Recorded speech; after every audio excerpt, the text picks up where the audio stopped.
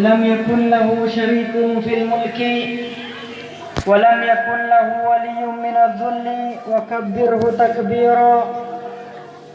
اللهم صل على سيدنا ونبينا وحبيبنا وقرة أعيننا ومولانا محمد صلاة تجعلنا بها من أهل العلم ظاهرا وباطنا وتحشرنا بعبادك الصالحين في دنيانا وأخرانا وعلى آله وصحبه وسلم أجمعين. أما بعد.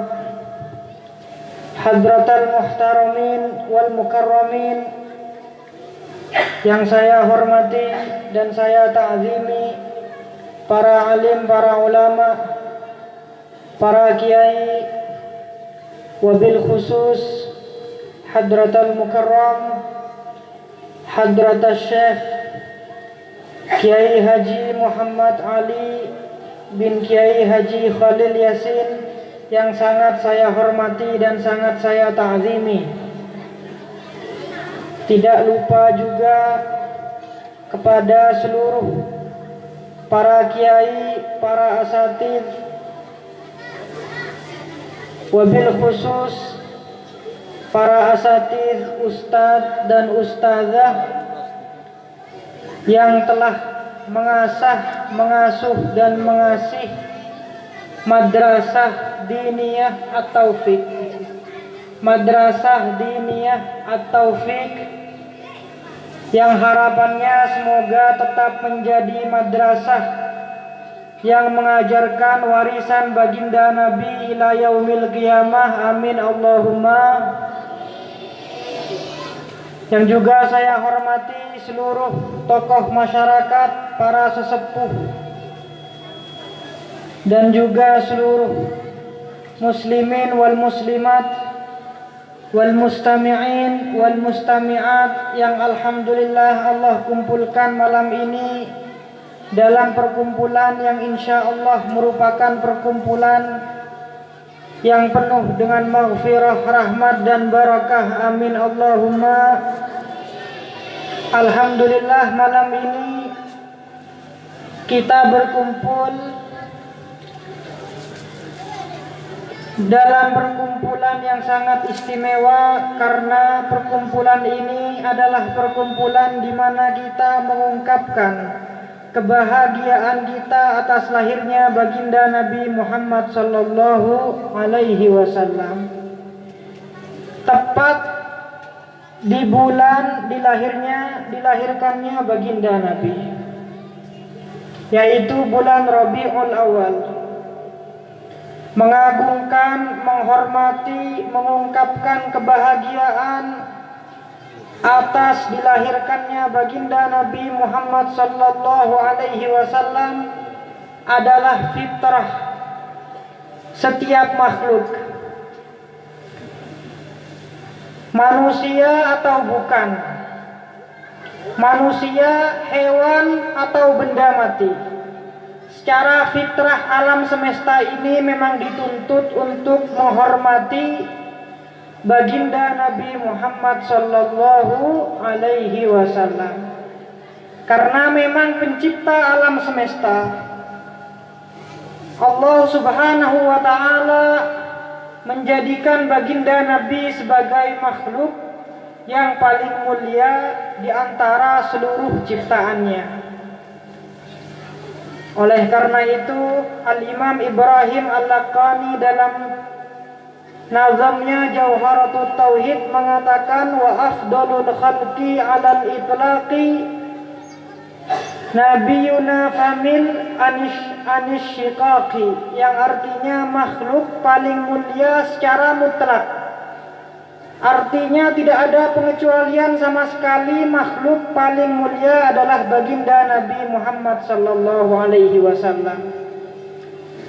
Yang pertama kali mengagungkan, menghormati baginda Nabi adalah sang pencipta baginda Nabi itu sendiri, adalah Allah Subhanahu wa ta'ala.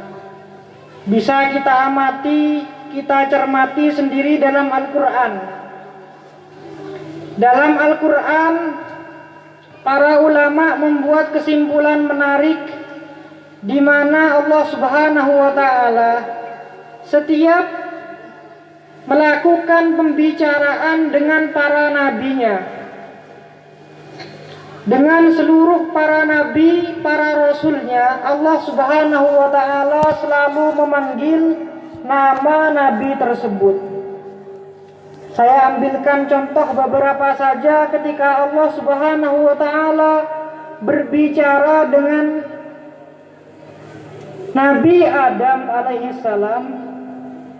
Allah Subhanahu wa Ta'ala berfirman, "Ya Adam uskun anta wa zaujukal jannah." Wahai Adam, bertempatlah engkau dan istrimu ke dalam surga. Allah Subhanahu wa Ta'ala memanggil namanya wahai Adam. Ketika Allah Subhanahu wa Ta'ala berbicara dengan Nabi Nuh, sama seperti itu Allah Subhanahu wa Ta'ala memanggil nama Nabi Nuh. Ya Nuh bito bisalamin minna wa barakatin.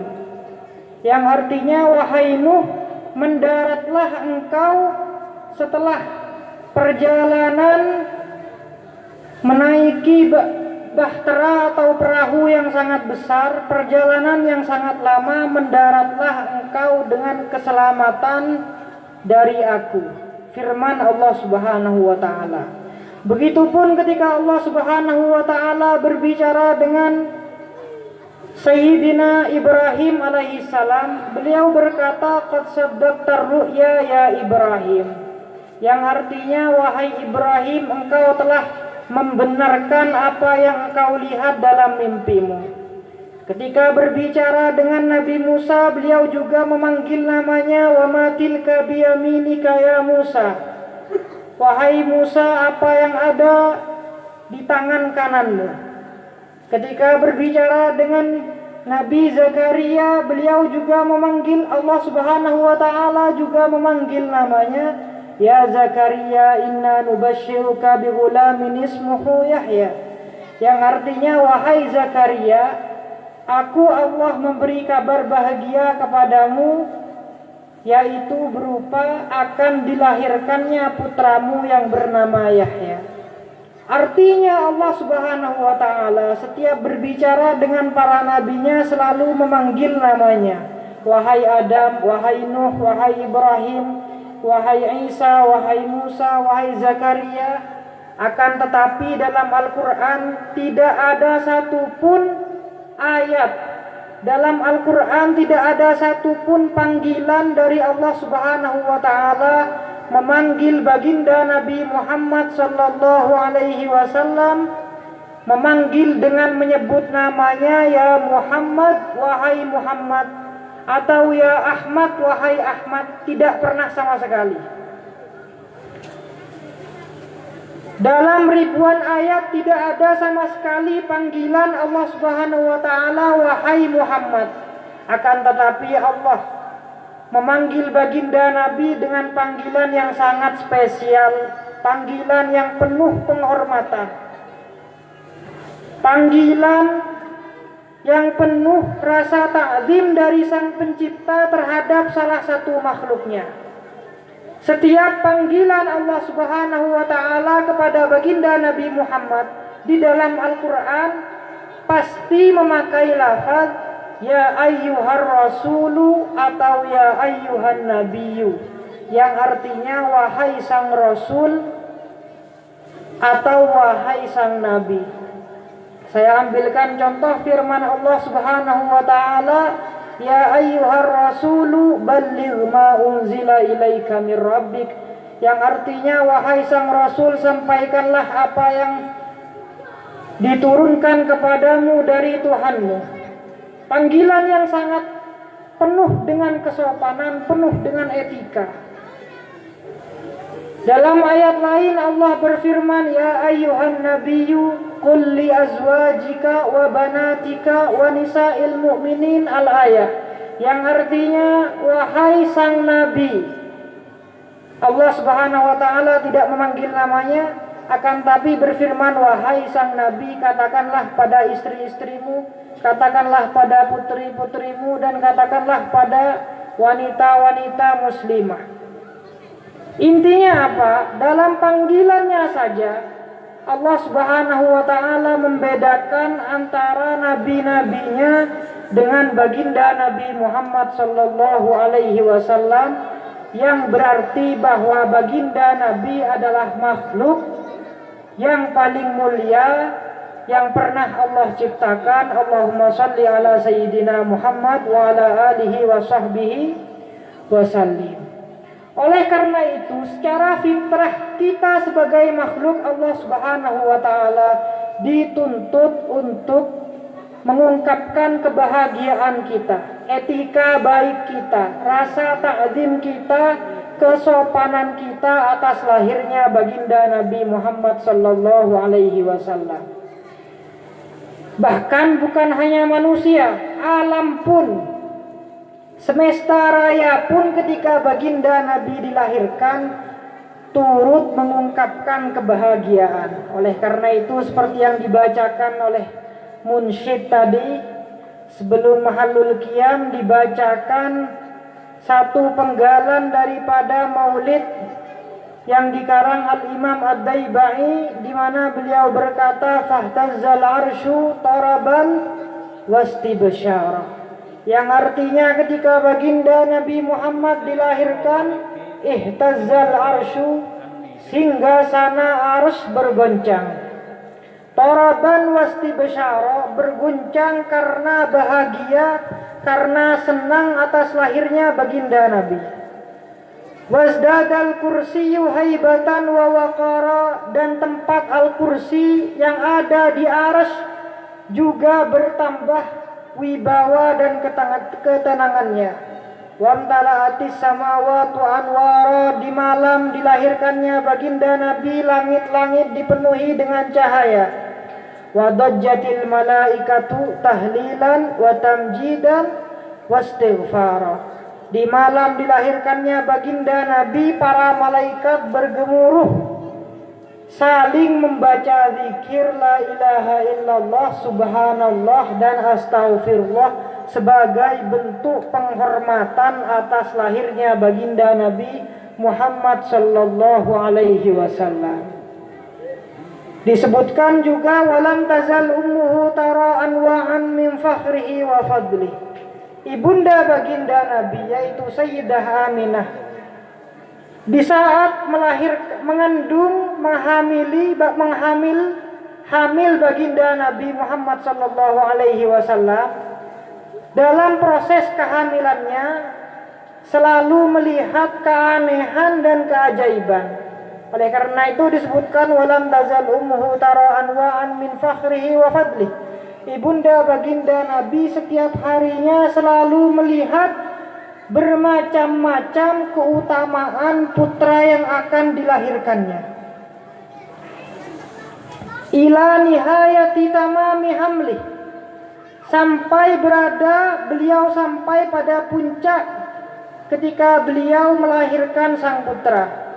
Falamma ishtadda bihat talq, ketika baginda Nabi kemudian dilahirkan biizni rabbil khalq, dengan izin sang pencipta, wada'atil habiba sallallahu alaihi wasallam sajidan syakiran hamidan ka'annahul badru fi tamami, yang artinya ibunda baginda Nabi melahirkan baginda Nabi dalam keadaan baginda Nabi bersujud, bersyukur, bertahmid, seakan-akan beliau adalah purnama pada puncak kesempurnaannya sallallahu alaihi wasallam.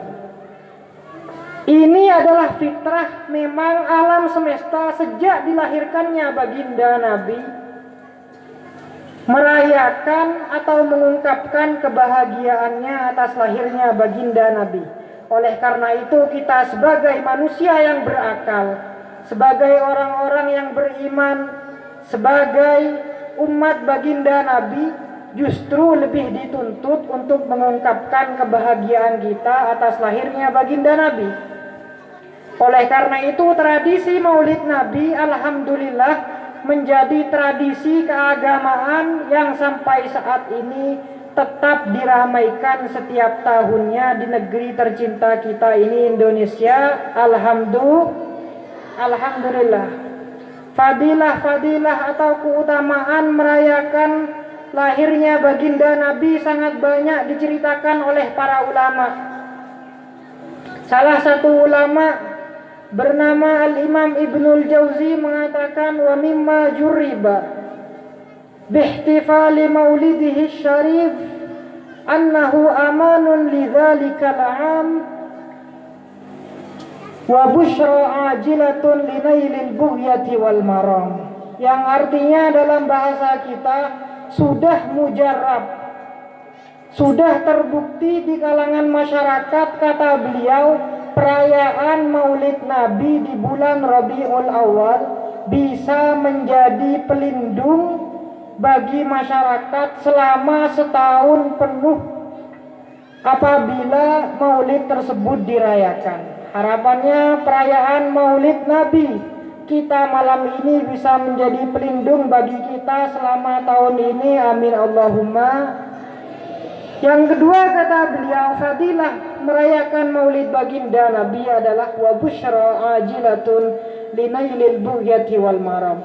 Peringatan Maulid baginda Nabi selalu menjadi sebab dipercepatnya hajat seseorang untuk dikabulkan, yang disebut busyra ajilah, kabar bahagia yang cepat dikabulkan berkat peringatan Maulid Nabi. Ini kata beliau sudah mujarab terjadi sejak berkurun-kurun lama waktunya di berbagai belahan dunia terjadi seperti ini. Oleh karena itu para ulama Ahlus Sunnah wal Jamaah di belahan dunia manapun selalu meramaikan bulan ini dengan perayaan Maulid Nabi, termasuk negeri kita, negara kita Indonesia. Alhamdulillah. Oleh karena itu salah satu ulama yang menulis tentang Maulid yaitu Al-Imam Al-Hariri Al-Andalusi. Beliau menulis karya Maulid yang kita kenal dengan Maulid Syaraful Anam. Maulid Syaraful Anam. Akan tapi yang kita baca rutin biasanya hanya sepenggalannya saja. Sebenarnya Maulid Syaraful Anam ini sangat panjang, sangat lengkap. Yang menarik dalam salah satu fasal dalam Maulid yang beliau tulis ini, beliau bercerita, Al-Imam Al-Hariri bercerita bahwa di Mesir, di negara Mesir, ada seseorang, satu keluarga yang rutin setiap tahunnya pada 12 Rabiul Awal, pada bulan Rabiul Awal, rutin setiap tahunnya merayakan lahirnya baginda Nabi, membuat peringatan Maulid baginda Nabi seperti malam ini. Menariknya orang ini, satu keluarga ini memiliki tetangga, suami istri, tetangganya kebetulan seorang Yahudi, keluarga Yahudi, bukan orang Islam. Pada satu malam setelah merayakan acara peringatan Maulid baginda Nabi seperti malam ini, tetangga daripada seorang muslim tersebut yang beragama Yahudi melihat baginda Nabi di dalam mimpi. Tetangga tersebut suami istri orang Yahudi, suaminya orang Yahudi, istrinya juga orang Yahudi. Sang istri bermimpi melihat baginda Nabi Muhammad SAW. Perlu diketahui bahwa bermimpi melihat baginda Nabi tidak mungkin menjadi mimpi yang dusta, karena baginda Nabi bersabda dalam hadis sahih diriwayatkan Imam Al-Bukhari, "Man ra'ani fil manam faqad ra'al haqqa fa inna syaitana la yatamatsalu bi." Yang artinya barang siapa yang melihat aku dalam mimpi, kata baginda Nabi, orang tersebut benar-benar melihat aku. Mengapa? Karena syaitan tidak akan bisa menyamar menjadi seperti aku, kata baginda Nabi. Sang istri Yahudi tersebut melihat baginda Nabi masuk ke dalam rumah tetangganya yang baru saja merayakan peringatan Maulid baginda Nabi. Masuk ke dalam rumah tersebut. Setelah masuk ke dalam rumah tersebut, baginda Nabi keluar. Orang Yahudi ini, perempuan Yahudi ini bertanya pada baginda Nabi, apakah engkau yang bernama Muhammad? Apakah engkau yang disebut Rasulullah? Baginda Nabi menjawab, labbaik. Labbaik ini bahasa Arab yang biasanya digunakan sebagai jawaban ketika ada orang yang memanggil kita. Akan tetapi labbaik ini adalah bahasa yang sangat halus, bahasa yang penuh dengan kesopanan, bahasa yang sangat penuh dengan adab. Baginda Nabi membalas perempuan Yahudi ini dengan kata labbaik, labbaiki, yang artinya ya ada apa, dengan penuh kesopanan. Orang Yahudi ini bertanya, apa yang engkau lakukan? Mengapa engkau masuk ke rumah orang tersebut? Mengapa engkau masuk ke rumah tetanggaku tersebut? Baginda Nabi menjawab, orang ini telah merayakan lahirnya, mengungkapkan kebahagiaannya atas kelahiranku. Jadi sudah sepatutnya aku datang, aku menghampiri rumah ini, kata baginda Nabi. Yang kedua, orang Yahudi ini bertanya, wahai Muhammad, mengapa engkau menjawabku dengan jawaban labbaiki yang merupakan kata yang sangat sopan, padahal aku ini orang Yahudi? Baginda Nabi menjawab, aku menjawab dengan jawaban yang sangat sopan meskipun engkau orang Yahudi, karena aku tahu bahwa engkau setelah ini akan membaca syahadat masuk Islam di hadapanku sendiri, kata baginda Nabi. Orang Yahudi tersebut sangat senang, sangat bahagia dengan jawaban baginda Nabi dan membaca syahadat asyhadu an la ilaha illallah wa anna muhammadar rasulullah di dalam mimpinya. Kemudian dia terbangun dari tidurnya. Saat terbangun, dia membaca syahadat kembali dalam keadaan bangun dari tidurnya. Benar-benar menjadi seorang muslimah. Ketika bangun dari tidurnya, masuk Islam berkat bertemu baginda Nabi di dalam mimpi, orang ini bernazar, sang istri ini bernazar, aku akan mengeluarkan semua hartaku untuk mengikuti jejak tetanggaku yang juga memperingati hari lahir baginda Nabi. Bangun dari tidurnya, ketika hendak memberitahu sang suami bahwa dia telah masuk Islam, bahwa dia telah didatangi baginda Nabi Muhammad di dalam mimpinya, ternyata sang suami sudah terlebih dahulu bergegas, bersiap-siap mengumpulkan hartanya untuk berbelanja. Sang istri pun bertanya, wahai suamiku, kemana engkau akan pergi? Kemana engkau akan bergegas? Untuk apa engkau mengumpulkan hartamu? Sang suami menjawab, sebelum baginda Nabi datang ke mimpimu, baginda Nabi sudah datang duluan ke dalam mimpiku. Yang artinya sang suami juga masuk Islam di dalam mimpi kepada baginda Nabi, yang kemudian juga baginda Nabi datang pada mimpi sang istri. Keluarga Yahudi ini masuk Islam, merayakan Maulid baginda Nabi. Semua berkat apa? Cerita yang begitu indah ini semuanya berawal dari apa? Berawal dari tetangganya yang merayakan Maulid baginda Nabi. Oleh karena itu para ulama mengatakan apabila orang Yahudi ini saja, orang yang tidak beriman kepada baginda Nabi, bisa mendapatkan asar atau efek atau dampak yang sangat baik, dikasihani mendapat rahmat dari baginda Nabi hanya karena ada tetangganya yang muslim memperingati maulid baginda Nabi, bagaimana dengan kita orang-orang muslim muslimah yang merayakannya? Bagaimana dengan tetangga-tetangga kita yang juga sama-sama orang yang beriman, sama seperti kita? Oleh karena itu harapannya peringatan maulid Nabi yang kita rayakan malam ini bukan hanya membawa kebaikan kepada kita sendiri, tapi kepada orang-orang di sekitar kita, keluarga, tetangga-tetangga kita semuanya. Amin Allahumma. Oleh karena itu perayaan maulid baginda Nabi selalu membawa kebaikan, karena mengandung sholawat kepada baginda Nabi, pujian kepada baginda Nabi. Oleh karena itu diceritakan bahwa di negeri Maroko diceritakan ada seorang wali besar, seorang ulama besar, seorang syekh, memiliki ribuan santri di zamannya, ribuan murid di zamannya.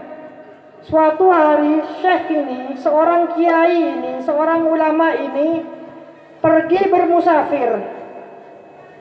Di tengah perjalanan beliau hendak sholat. Ketika ingin melaksanakan sholat, beliau berwudu pergi ke satu sumur. Ketika hendak berwudu, beliau tidak menemukan timba sumurnya. Beliau tidak menemukan ember atau timba sumur untuk mengambil air.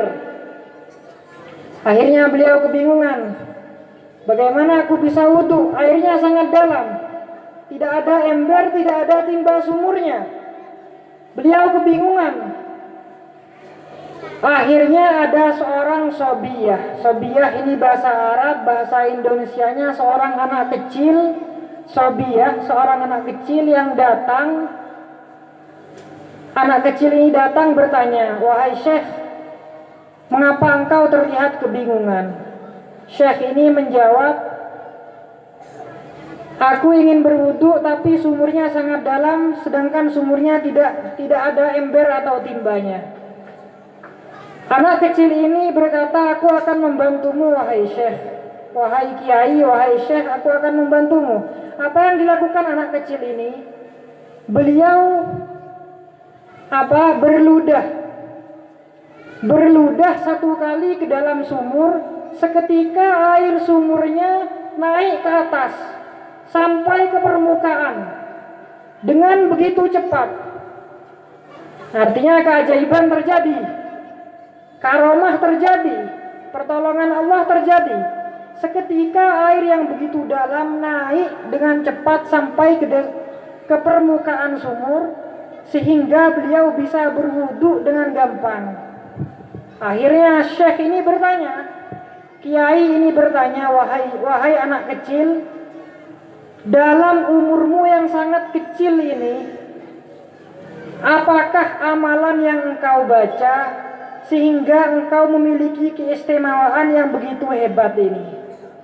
Anak kecil ini berkata, aku tidak memiliki amalan apapun wahai syekh. Aku hanya orang biasa. Ini hanyalah keajaiban yang Allah berikan karena lisanku selalu aku gunakan untuk membaca sholawat kepada baginda Nabi Muhammad sallallahu alaihi wasallam. Padahal ini anak kecil, karena sering membaca sholawat kepada baginda Nabi, Allah memberikan keajaiban melalui perantara dirinya. Bahkan seorang syekh pun, seorang kiai besar pun bisa takjub, bisa terheran-heran. Setelah kejadian itu, syekh ini, seorang ulama ini, kiai ini, ketika tertegun, takjub dengan jawaban anak kecil tersebut yang rutin membaca sholawat kepada baginda Nabi, ulama tersebut, syekh tersebut bernazar. Nazarnya apa? Nazarnya, aku bersumpah setelah ini aku akan menulis karya, mengarang, menyusun kitab yang mengumpulkan solawat kepada baginda Nabi Muhammad sallallahu alaihi wasallam. Harus aku lakukan, mengumpulkan kitab yang berisi solawat kepada baginda Nabi. Syekh tersebut, ulama tersebut yang berasal dari Maroko, bernama Al-Imam Muhammad bin Sulaiman Al-Jazuli, yang kita kenal dengan Imam Jazuli.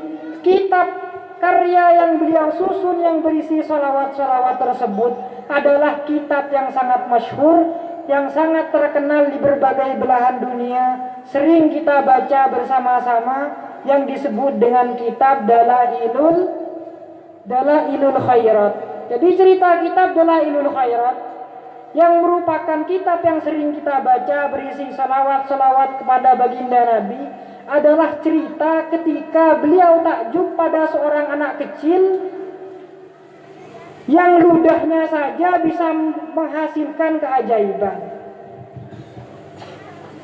Oleh karena itu, bahwa peringatan Maulid baginda Nabi ini sangat istimewa, karena setiap peringatan Maulid baginda Nabi, setiap dimanapun itu, kapanpun dimanapun, pasti tidak lepas dari pembacaan sholawat kepada baginda Nabi Muhammad sallallahu alaihi wasallam. Itu yang pertama. Yang kedua, peringatan Maulid baginda Nabi juga tidak lepas daripada qasaid, pembacaan qasidah atau pujian-pujian terhadap baginda Nabi.